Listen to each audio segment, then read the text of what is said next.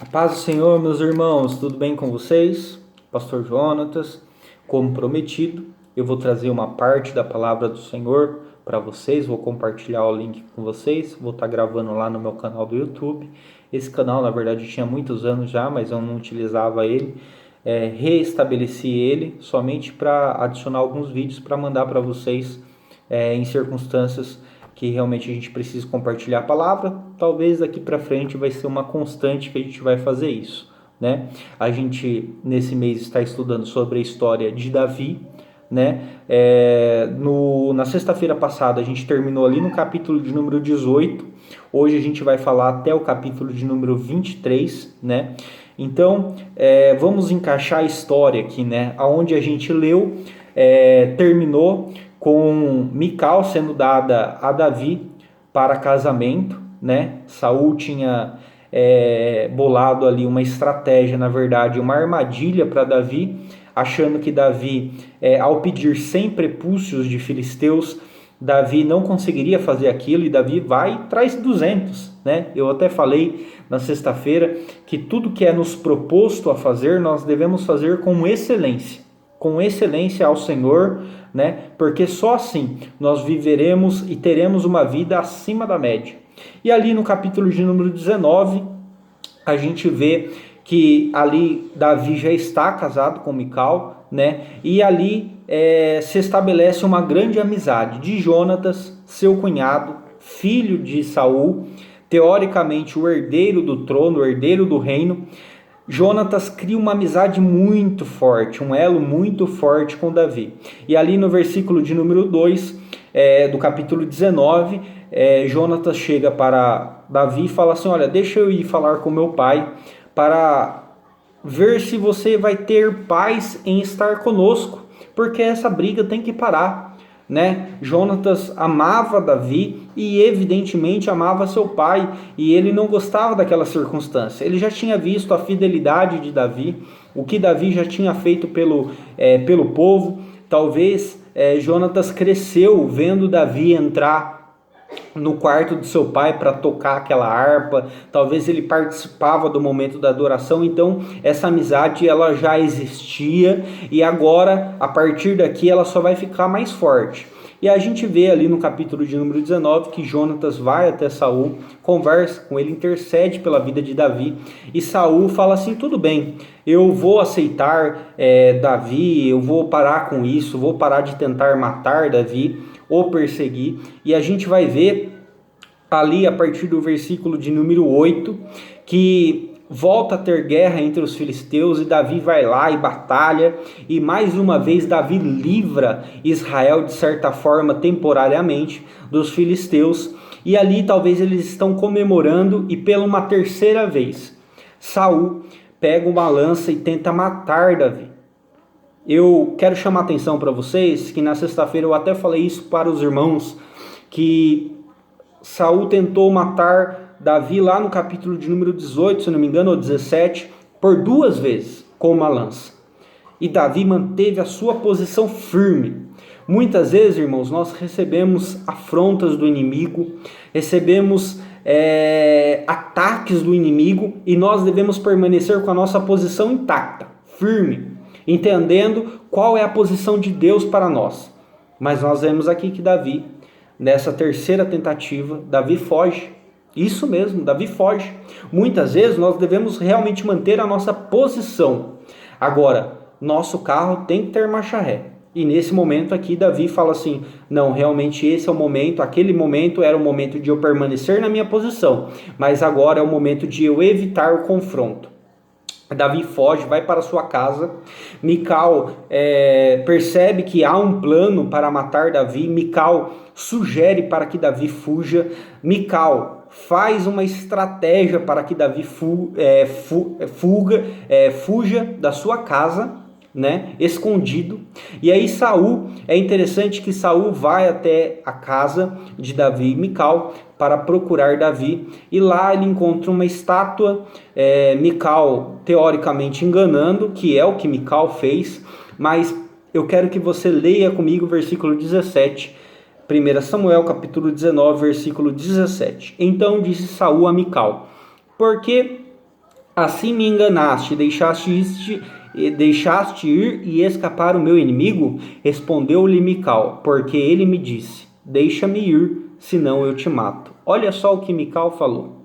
Só que se a gente lê aqui, olha,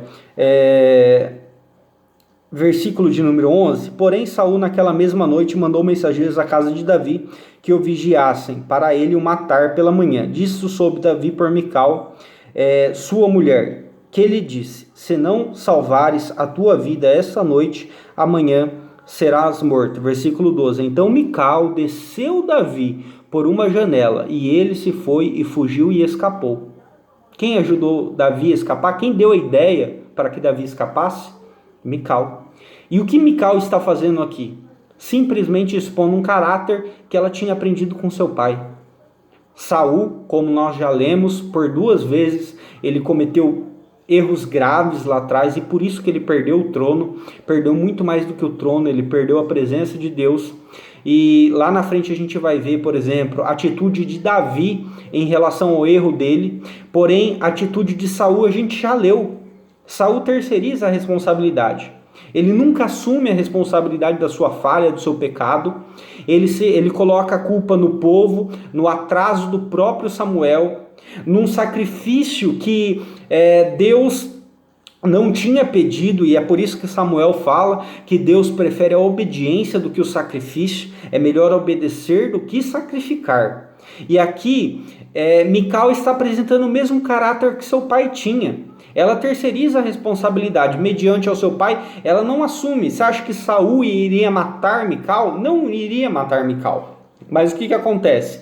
Mical tinha aprendido com Saul terceirizar responsabilidade, mentir descaradamente. E nesse momento aqui é o que ela faz. Ela faz apenas o que ela tinha aprendido. E lá mais para frente a gente vai ver outras características que Mical apresenta referentes ao caráter formado pela sua família conturbada, né? Então é muito importante para os pais entender que eles têm suma importância no caráter formado em seus filhos. Como ele trata as situações, as crises, os seus erros. Porque nós erramos, nós como os pais erramos. E como tratamos os nossos erros? Confessamos os nossos erros? Pedimos perdão? Entendemos que nós erramos? Então é importante isso. E ali, o que acontece? Saul manda, ali a partir do versículo 18, é interessante também, que Saul manda mensageiros, soldados para prender Davi. Ele sabe que Davi está em Ramá, e é interessante que os soldados, a primeira leva de soldados que chega lá perante os profetas, aonde Samuel os presidia, e aqueles mensageiros, aqueles soldados não aguentam e começam a profetizar, entra no manto, como a gente gosta de falar. Saul sabe disso, manda uma segunda leva de soldados, acontece a mesma coisa, terceira leva, e na quarta vez Saul fala assim: agora eu mesmo vou lá, eu vou resolver isso, eu vou trazer Davi, nem que seja pelos cabelos, e eu vou atrás de Davi. E quando Saul chega lá, ele também entra naquele movimento.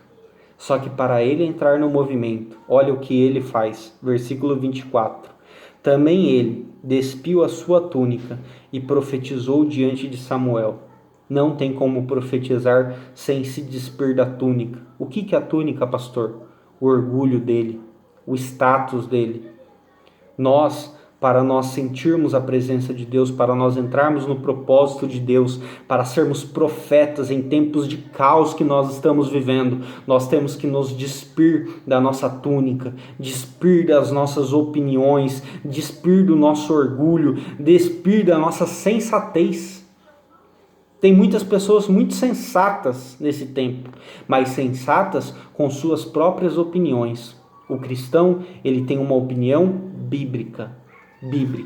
Capítulo de número 20, Davi faz um pacto com Jonatas. E esse pacto é interessante, pois lá na frente a gente vai ver que esse pacto, ele salva a vida do filho de Jonatas, Mefibosete, que estava escondido lá em Lodebar, vocês conhecem a história, e é no capítulo 20, versículo 15, que Jonatas estabelece uma aliança. Irmãos, é muito importante nós estabelecermos alianças com pessoas fiéis, pessoas sensatas, pessoas usadas por Deus. Não é qualquer tipo de gente.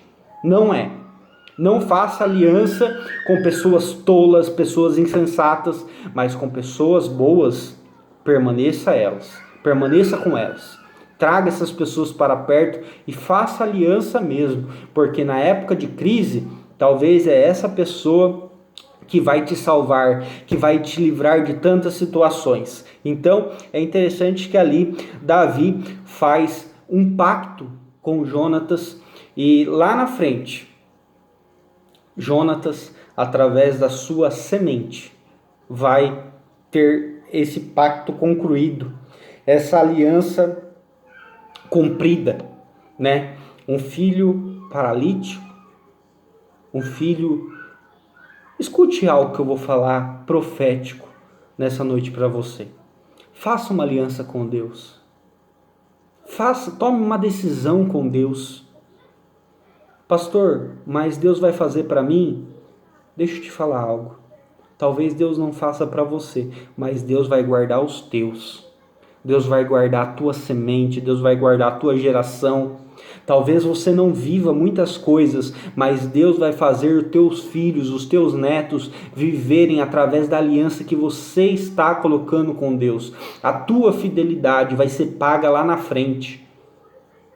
Isso mesmo. Deus tem essa coisa de ser fiel ao que cumpre. Deus não é filho do homem para que minta, nem homem para que se arrependa. Então, permaneça fiel ao chamado. Amém? Capítulo de número 21, é interessante que Davi foge, através de Jonatas, descobre que realmente não tem solução, Saul está contra ele, quer o matar, e Jonatas recomenda para que Davi fuja. Davi, ele foge, e nessa fuga primeiro ele vai ali a Emelec, em Nob, né, ao santuário, né, e ele chega ali com fome, irmãos. Está fugindo. Talvez já está mais de um dia sem comer nada, ele e os seus companheiros que estão ali. E ele vai ao sacerdote e fala assim, olha, tem algo para comer? E o sacerdote fala assim, só tem o pão da preposição que é santificado, que era para sacrifício. E Davi fala assim, olha, se não tem nada para comer, só tem isso, é isso que nós vamos comer. E o sacerdote libera o pão. É interessante nós entendermos que o sacerdote, ele fala que, Davi fala ao sacerdote que ele está amando de Saul. Davi, ele omite, ou até mesmo mente sobre a sua situação, né? Ele é um fugitivo político da época, mas ele fala que não, ele está amando de Saul. E o sacerdote dá o pão da preposição tanto para Davi como para seus homens, e também a espada de Golias. Eu estava conversando com a minha esposa aqui a respeito da espada de Golias. É interessante como uma ferramenta usada para vencer um filisteu lá atrás, uma grande vitória, aqui novamente é entregada para Davi. O que você está querendo falar com isso, pastor? Eu estou falando que muitas vezes a estratégia que nós utilizamos para ter uma grande vitória é a mesma estratégia que nós vamos utilizar agora. Não é uma estratégia que a gente usa sempre, mas às vezes são as mesmas receitas. O duro é as pessoas que se esquecem. Eu sempre tenho falado isso. Irmãos, o que nós estamos vivendo hoje é um tempo difícil, eu sei que é difícil, mas deixa eu falar algo. Deus já te livrou de coisa pior. Lembra de onde Deus te tirou. Lembra da provisão que Deus já te deu. Se lembra do que Deus já fez pela tua vida. Você acha que Deus não vai te livrar agora? Você acha que Deus não vai cuidar de você agora? Não é um vírus, não é uma crise mundial que vai trazer desgraça para a tua vida, para a vida da tua família. Em nome de Jesus, entenda isso. Deus tem algo para você mesmo nesse tempo, em nome de Jesus. E ali Davi sai com o pão da preposição. É interessante que Davi vai a Quis, rei de Gate, né? E ali é chegada a informação a Aquis que Davi tinha uma boa fama, que talvez Davi sucederia Saul. Só que quando Davi descobre que essa informação chegou até o rei, ele fica com medo, porque o rei, de certa forma, é um rei inimigo, e ele era aliado, mas era também inimigo, porque naquela época as pessoas confiavam meio desconfiando. E aí Davi fica meio atemorizado, fica, será que esse rapaz vai querer me matar? O rei Aquis vai querer me matar? Vendo lá na frente que eu talvez suceda Saul, e talvez com medo até mesmo da minha fama está maior do que a de Saul. E aí Davi se fez de louco. Olha só, irmãos, muitas vezes a gente tem que usar medidas extremas para situações extremas. Davi se fez de louco perante o rei, porque era o que ele tinha para fazer. E ali o rei dispensa ele, e é interessante que saindo dali, Davi vai para a caverna de Adulão. Ah, irmãos, como eu gosto desse texto. Lá em 1 Samuel capítulo 22, Davi vai até a caverna de Adulão, e a palavra de Deus fala que ali cerca de 400 homens chegam até ele. Homens com o coração apertado, endividados, angustiados, talvez criminosos. Em algumas vezes eu falei no AD Acácias que o Senhor já colocou uma palavra no meu coração, que o Acácias vai ser muitas vezes uma caverna de Adulão. Pessoas vão chegar até nós apertadas de coração, angustiadas, com pecados, mas em nome de Jesus. Elas vão chegar assim por essas portas, mas elas vão sair como valentes de Davi, prontos para a guerra, prontos para a vitória. Caverna de Adulão é um lugar onde as pessoas chegam sim muito apertadas, com muitas situações, mas elas saem fortalecidas, elas saem como guerreiros, guerreiras em nome de Jesus. Davi, ele não dispensa ninguém, ele fala assim, eu já tenho problema demais para aceitar vocês. Não, Davi como líder, ele aceita aquelas pessoas, ele recebe aquelas pessoas como um desafio. Ele fala assim, não, venham sim para o meu lado, que nós vamos crescer junto. E é isso que eu convido você, vamos crescer junto, vamos melhorar como cristãos. A nossa meta, o nosso alvo é o céu, irmãos. Vamos juntos caminhar, vamos juntos lutar em nome de Jesus. Glória a Deus. E é ali que nós chegamos no capítulo de número 23. Antes disso, Saul Saul descobre que o sacerdote deu ali o pão da preposição à espada de Golias. Ele chama aquele sacerdote e mata toda a sua família, toda a sua cidade. Saul está realmente possesso. É interessante que o filho do sacerdote foge. E ele não foge de mãos abanando. Ele foge com a estola sacerdotal de linho. O que é isso, pastor? Na época era a confirmação de Deus. Sabe qual que é a nossa estola sacerdotal? A Bíblia, a Sagrada Escritura. É ela que nós devemos ter nas mãos. E perceba como isso é importante. Capítulo de número 23, que é onde eu vou encerrar esse compartilhamento da palavra de Deus com vocês hoje. Davi está ali em Judá, e aí ele escuta a informação que os filisteus estão indo contra Keila, uma cidade. E aí Davi, perceba, Davi está fugindo. Davi está numa guerra. Davi está com o coração apertado, com saudade da sua família, com saudade da sua esposa, da sua casa, com saudade de Saul, com saudade de Jonatas. Ah, como é difícil, irmãos, estar no meio de uma guerra, no meio de uma batalha. Mas Davi tem a sensibilidade de entender que a batalha que ele está vivendo não é maior do que a batalha que Deus tem para ele, do que o chamado que Deus tem para ele. Ele sabe que o chamado que Deus tem para ele desde a época de Golias é derrotar os inimigos de Israel, e naquela época é os filisteus. E ele, sabendo que os filisteus estão indo contra Keila, Davi poderia falar assim: o que tenho eu com isso? Eu já tenho os meus problemas. Não é isso que às vezes a gente faz, irmãos. Quando chega alguém e fala assim: olha, eu estou passando uma situação, ora por mim. E aí a gente tem vontade de falar para ele: você não sabe o que eu estou passando. Não é isso? Mas quando nós estamos em guerra, nós devemos sim entender o plano de Deus para nós. E talvez o plano de Deus seja entrar na guerra de outra pessoa. Como assim, pastor? É isso mesmo. Nós somos chamados para guerrear. E um soldado não foge à guerra. E aí Davi pergunta a Deus e fala assim: vou eu contra os filisteus para livrar Keila? E Deus fala: vai, pode ir.